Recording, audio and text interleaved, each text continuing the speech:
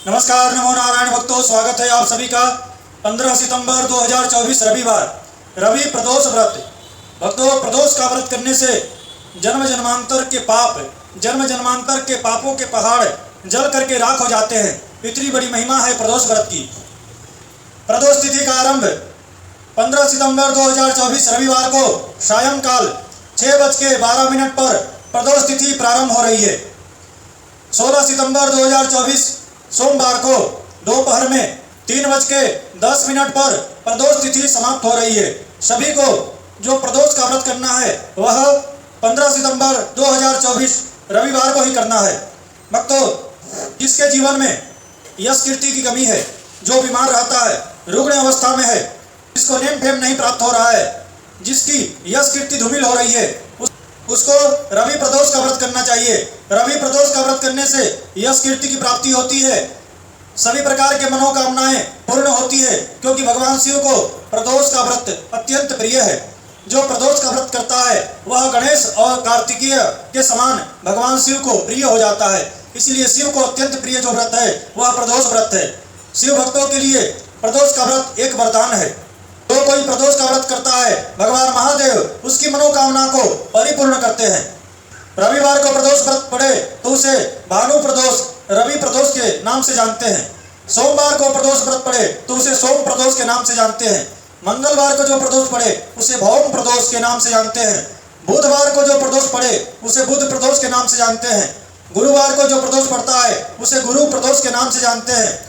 और शुक्रवार को जो प्रदोष पड़ता है उसे शुक्र प्रदोष के नाम से जानते हैं। शनिवार को जो प्रदोष पड़े उसे शनि प्रदोष के नाम से जानते हैं। जिस व्यक्ति के जीवन में जिसे अपनी आयु, आरोग्यता, स्वस्थता, यश कीर्ति को समाज में उजागर करना है, उसे रवि प्रदोष का व्रत करना चाहिए। जो पागलपन का शिकार हो रहा है, जिसका मन अशांत है, मन भटक रहा है, उसे चंद्र प्रदोष यानी सोम प्रदोष का व्रत करना चाहिए।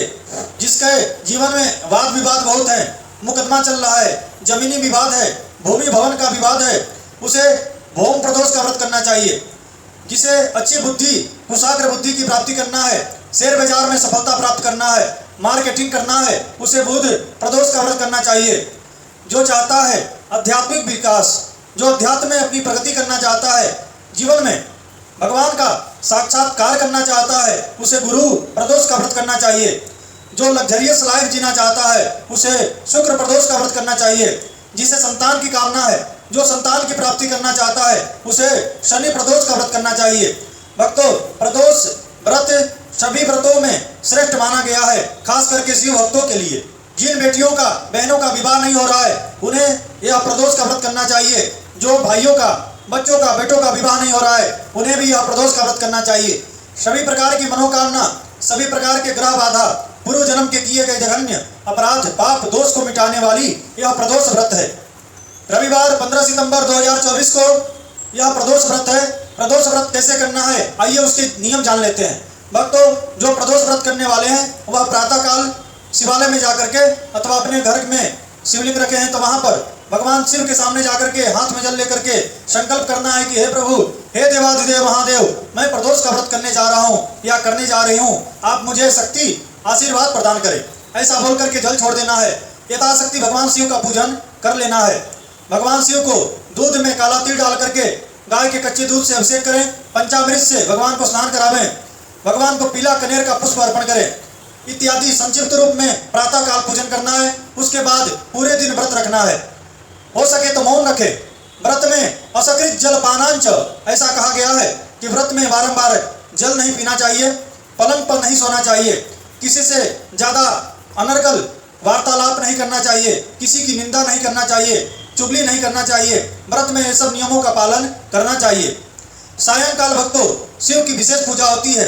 ऐसा कहा गया है कि सायंकाल प्रदोष काल में सारे देवी देवता भगवान शिव के पिंडी में आकर के निवास करते हैं। और जो प्रदोष काल में प्रदोष तिथि पर भगवान शिव का पूजन करता है उसे सारे देवी देवताओं का पूजन करने का फल प्राप्त होता है। प्रदोष का पूजन का जो समय है वह 15 सितंबर 2024 रविवार को सायंकाल 6:25 से लेकर के 8:45 तक, 6:25 से लेकर के 8:45 तक प्रदोष पूजन का समय है। इस समय वेला में, इस मुहूर्त में आप सभी प्रदोष काल में भगवान शिव का पूजन करें। भक्तों, सायंकाल जो व्रती हैं, जिन्होंने व्रत किया है, उन्हें स्नान करना है। स्नान करने के बाद स्वच्छ वस्त्र धारण करना चाहिए। धुला हुआ वस्त्र आप पहन सकते हैं। सभी पुरुषों को श्वेत सफेद वस्त्र धारण करके भगवान शिव की पूजा करना चाहिए। श्वेत वस्त्र भगवान शिव को अत्यंत प्रिय है। जो महिलाएं हैं, जो सफेद साड़ी, सफेद ड्रेस नहीं पहन सकती हैं, उन्हें अपने पास सफेद तौलिया या सफेद रुमाल रखना चाहिए। श्वेत की प्रधानता है। उसके बाद भगवान के पूजा के लिए थाली सजाइए।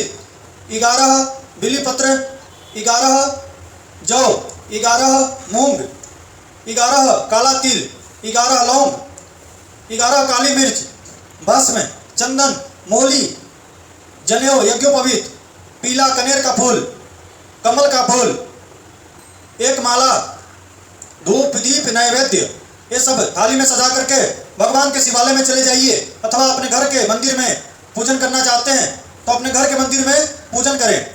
आटे का आप लोगों को दीपक बनाना है। भक्तों, कुल आटा का 12 दीपक आप लोगों को बनाना है। उसमें तीली का तेल अथवा गाय के घी में दीपक लगा लीजिए। शिव के मंदिर में 8 दिशाओं में एक एक दीपक जला करके रख दीजिए। उसके बाद जो 4 दीपक बचेगा वह आप आते समय एक दीपक बिल्व वृक्ष के नीचे रख दीजिए, दूसरा तुलसी के समीप, दूसरा दीपक तुलसी के पास रख दीजिए, तीसरा दीपक आप अपने घर के मुख्य देहली पर, जहां से आप एंट्री करते हैं, दाहिने तरफ राइट बाजू रख दीजिए। और चौथा जो दीपक है उसे आपके मंदिर के सामने रख दीजिए। ये टोटल 12 दीपक भगवान के सामने प्रज्वलित करना है। यह 12 दीप दान है। धूप, दीप, नैवेद्य। नैवेद्य में आप चाहें तो खीर का प्रसाद भगवान को अर्पण कर सकते हैं, नहीं तो गन्ने के रस में खीर बना करके भगवान शिव को अर्पण करें। सिंघाड़ा का हलवा बना करके भगवान शिव को प्रसाद के रूप में अर्पण करें। भक्तों, यह शमी पत्र, बिल्व पत्र, शमी पत्र, काला तिल, ये सब अवश्य प्रदोष काल में भगवान को अर्पण करना चाहिए।